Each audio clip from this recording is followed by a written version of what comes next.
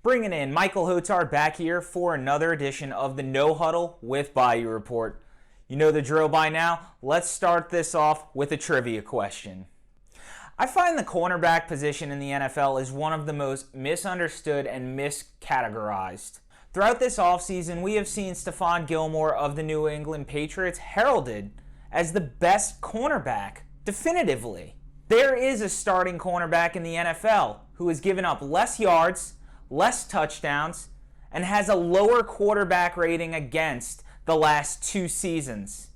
We'll get to that answer later in this segment. But starting this off, it's finally here. Sports are back and on TV again.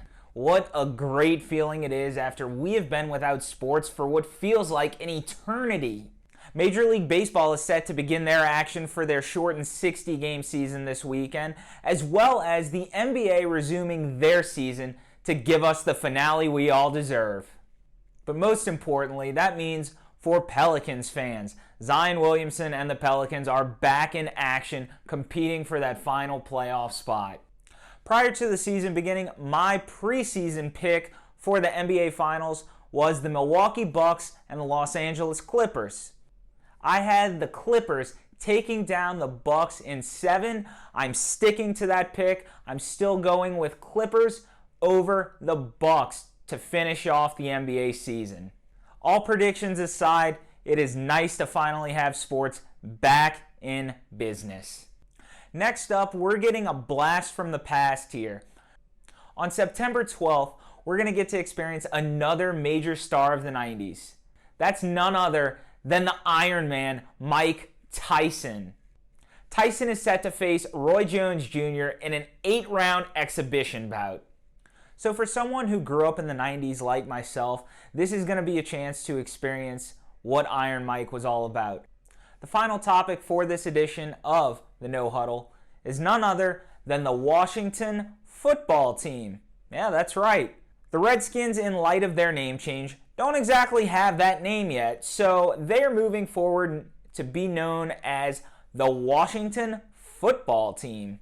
Seems like another bad decision by Dan Snyder. Now, of course, the Redskins changed their name after coming fire about 7 years ago for the name itself, Redskins. That is due to its offensive nature to indigenous people of the United States. It directly refers to the color of their skin.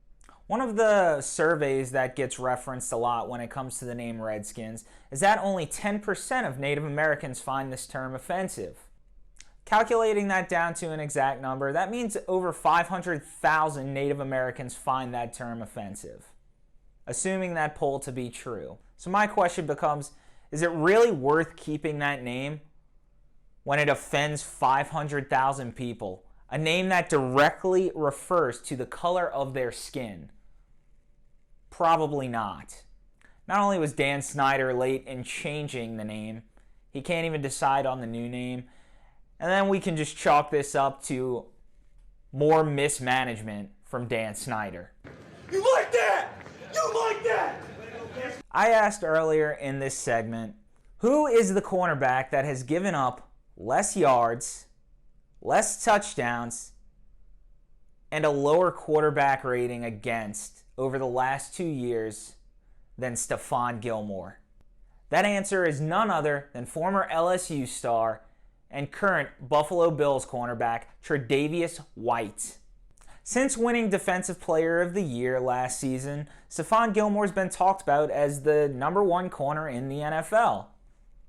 And it's arguable, but he seems to be the main focal point of the name that gets tossed around for best cornerback. And one of the biggest flubs in all of this was the Madden ratings. Of course, EA releases their ratings. Players care, but we know how that goes. Tre'Davious White was rated a 90 compared to Gilmore, who was rated a 99. Meanwhile, Tre'Davious White, statistically, is better than Stephon Gilmore. So give Tre'Davious White the love because he is the real number 1 corner in the NFL. Thank you for watching this video, and if you'd like to hear more from me, you can visit BayouReport.com/sports. For Bayou Report, I'm Michael Hotar, and as always, honor the huddle.